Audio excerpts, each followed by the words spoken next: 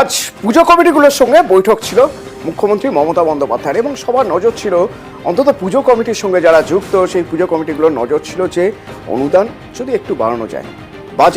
যে বাজেটে মূল্যবৃদ্ধির নিয়ন্ত্রণে বলা হচ্ছে, অথচ যে বাজেটে পশ্চিমবঙ্গের ভাড়ারে কিছুই দেওয়া হয়নি, সেই বাজেট নিয়ে রীতিমতো সমালোচনার পরেও নিরাশ করলেন না মুখ্যমন্ত্রী। পুজোর জন্য ক্লাবগুলিকে 15,000 টাকা বাড়তি অনুদান দেওয়া হচ্ছে, অর্থাৎ 70,000 গত বছর দেওয়া হয়েছে, এবার দেওয়া হবে 85,000। প্রথম যখন শুরু করেছিলাম 25,000 দিয়ে, তারপরে আস্তে আস্তে 70 এসছে, এবার 70 থেকে স্ল্যাবটা বাড়িয়ে 85,000 করে দিলাম। তো পুজো কমিটির যারা ছিলেন এই বৈঠকে তারা বেরিয়ে এসে তারা কি বলছেন, কিভাবে দেখছেন, তাদের সঙ্গে রয়েছে আমার প্রতিনিধি সোমরাজ। বাজেটে রাজ্যের ভাড়ার শূন্য, রাজ্যকে কিচ্ছু দেওয়া হয়নি, মুখ্যমন্ত্রী নিজে সে কথা বলেছেন। এরকম একটা জায়গায় দাঁড়িয়েও পুজোর জন্য, উৎসবের জন্য পুজো কমিটিগুলির অনুদান 70 থেকে বাড়িয়ে 85 করা হলো। তো পুজো কমিটির উদ্যোক্তা যারা রয়েছেন তার সঙ্গে তারা কি বলছেন, কিভাবে দেখছেন?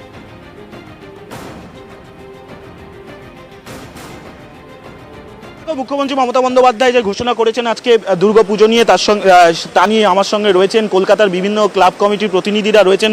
ফোরাম ফর দুর্গা উৎসবের সাধারণ সম্পাদক শাশ্বতবাবু, যে ঘোষণা আজকে মমতা বন্দ্যোপাধ্যায় করলেন, আজকে তো কেন্দ্রীয় বাজেট হলো, সেই বাজেটে বাংলার জন্য সে অর্থে কোনো প্রাপ্তি নেই, কিন্তু মুখ্যমন্ত্রী মমতা বন্দ্যোপাধ্যায় আপনাদের জন্য আরও 15,000 টাকা বাড়িয়ে দিলেন অনুদান। দ্বিতীয়ত বিদ্যুতের ক্ষেত্রে 75% ছাড় দিল। এটা কলকাতার পাশাপাশি বিশেষ করে জেলার পুজোগুলোর ক্ষেত্রে কতটা উপকার হলো?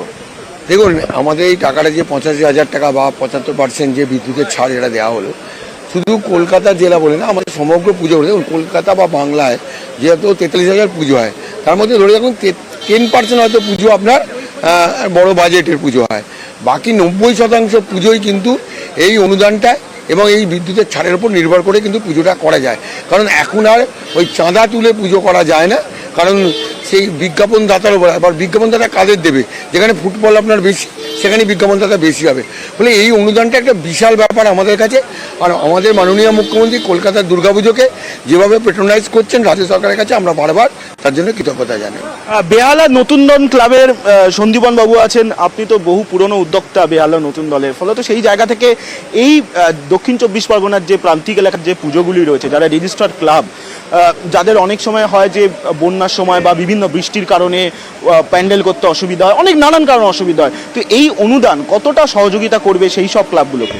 খুবই সহযোগিতা করবে, কারণ যে কাজগুলোর নাম আপনি করলেন যে বড় বাজেট ছাড়া, যেটা আমাদের সম্পাদক বলে গেল, এটা যে সংখ্যাটা, যে পরিমাণটা যেটা দাঁড়িয়েছে প্রায় 1 লাখ টাকার কাছাকাছি, এটা প্রায় বাজেটের অর্ধেকের বেশিটা এই টাকাটা সাহায্য করবে। কারণ ছোট পুজোগুলো করতে গেলে প্রতিমা, যেরকম গ্রাম বাংলার প্রতিমা, ডেকোরেটর, লাইট, আলোকসজ্জা যেটা হয়, সব মিলে 2-2.5 লাখ টাকার মধ্যে পুজোটা হয়ে যায়। সেটা তো সেই জায়গায় যদি প্রায় 1.5 লাখ টাকা যদি গভর্নমেন্ট থেকে আমরা সাহায্য পাই, সেটা নিঃসন্দেহে একটা দারুণ উপকারী ব্যাপার হলো এটা।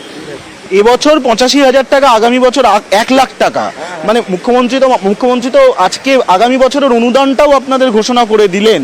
তো তাহলে কি এবছর থেকে আপনাদের কাছে আর একটা বাড়তি সুবিধা হয়ে গেল, বিশেষ করে জেলার পুজোর কমিটিগুলোর কাছে আগামী বছরে প্ল্যান করারও? নিশ্চয়ই, যেটা আমাদের সম্পাদক মহাশয় এক্ষুনি বললেন যে কলকাতায় সারা পশ্চিমবঙ্গে 40,000 পুজো হয়, তার মধ্যে 10% পুজো হয়তো বিগ বাজেটের পুজো, কিন্তু বাকি যে 90% পুজো, তাদের কাছে কিন্তু 85,000 টাকাটা একটা বিরাট টাকা। কারণ মোটামুটি একটা 2-2.5 লক্ষ টাকার মধ্যে একটা গ্রামের পুজো বা ছোট পুজো 2-2.5 লক্ষ টাকার মধ্যে হয়ে যায়। তো সেখানে 85,000 টাকা বা আগামী বছর 1 লাখ টাকা নিজেই একটা ডেফিনেটলি একটা বিরাট অঙ্কের টাকা। এবং আগামী বছর তারা এখন থেকে তার পরিকল্পনা করতে পারবে এই টাকাটাকে কিভাবে ব্যবহার করবে, নানা রকম সমাজসেবামূলক কাজেও ব্যবহার করতে পারে, সারা বছরের একটা প্রোগ্রাম নিতে পারে। কাজে এটা একটা বিরাট ঘোষণা।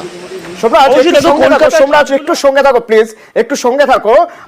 এই যে 85,000 করা হলো, তার সঙ্গে সঙ্গে সামনের বছর 1 লাখ করা হবে, সেই বক্তব্য শুনবো। পাশাপাশি পুজো কমিটিগুলোকে কিন্তু একটা বার্তাও দিলেন মুখ্যমন্ত্রী, সেই বার্তা শুনে আবার তোমার সঙ্গে কথা বলবো, শুনি। এবার যদি 15,000 বাড়তে পারে, আগামী দিনে বলে রাখলাম আগামী বছর এটা 1 করে দেবো। 2 বছরেরটাই কিন্তু ডিক্লেয়ার করে দিলাম। কোন পুজোর কি থিম, এটা নিয়ে আমি রাজীবকেও বলবো, বিনীতকেও বলবো, জেলা ব্লক থেকে শুরু করে কলকাতার সব ক্লাবগুলো একটু দেখে নেওয়া। থিম নিশ্চয়ই অনেকেই ডিসক্লোজ করতে চায় না, আমি ডিসক্লোজ করতে বলছি না, কিন্তু পুলিশকে আপনারা শেয়ার করুন। কারণ আমি দেখেছি কাগজে একটা সংবাদে কেউ নাকি 112 ফুটের একটা দুর্গাপুজো করছে। কেন ইমাজিন এতে আপনার স্ট্যাম্পিড হয়ে যাবে, একবারে ভেবেছেন? শুধু ঠাকুর তৈরি করলে হয় না, শুধু আমি একটা চমক দিয়ে লাইটিং এর খেলা করলাম, লেজারের খেলা করলাম, আরে প্লেনের অ্যাক্সিডেন্ট হয়ে যেতে পারে, অন্য মানুষের ক্ষতি হতে পারে।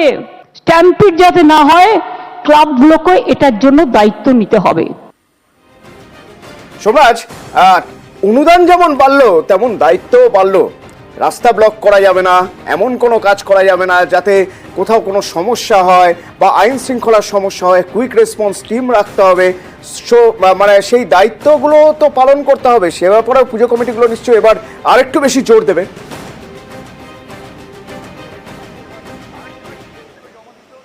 হ্যাঁ দেখো, অবশ্যই আমি এই প্রশ্ন নিয়েও পুজো কমিটিগুলির কাছে যাব। আচ্ছা, আপনারা যারা আছেন পুজো কমিটির তরফে, আপনার কাছেও যাই, আপনার সন্দীপন্দা তোমার কাছেও যাই, যে এই যে মুখ্যমন্ত্রী বললেন আজকে আপনাদের তো পাশাপাশি দায়িত্বও বেড়ে গেল। দায়িত্ব বলতে গেলে আপনাদের ভলেন্টিয়ার রাখা থেকে শুরু করে আইন শৃঙ্খলা থেকে শুরু করে দায়িত্ব বেড়ে গেল। তো এই দায়িত্ব নিয়েও বা আপনারা কি ভাবছেন? না, নিঃসন্দেহে তো দায়িত্ব তো বাড়লোই একটা, কারণ মাননীয় মুখ্যমন্ত্রী যখন সভাস্থল থেকে ঘোষণা করলেন যে পুজো কমিটিগুলোকে বেশি উদ্যোগ নেবার প্রয়োজনে একটা কন্ট্রোল রুমও খোলার কথা উনি মাননীয় নগরপালকে বললেন যে সহায়তা করার জন্য আমাদের সঙ্গে কোঅর্ডিনেট করে।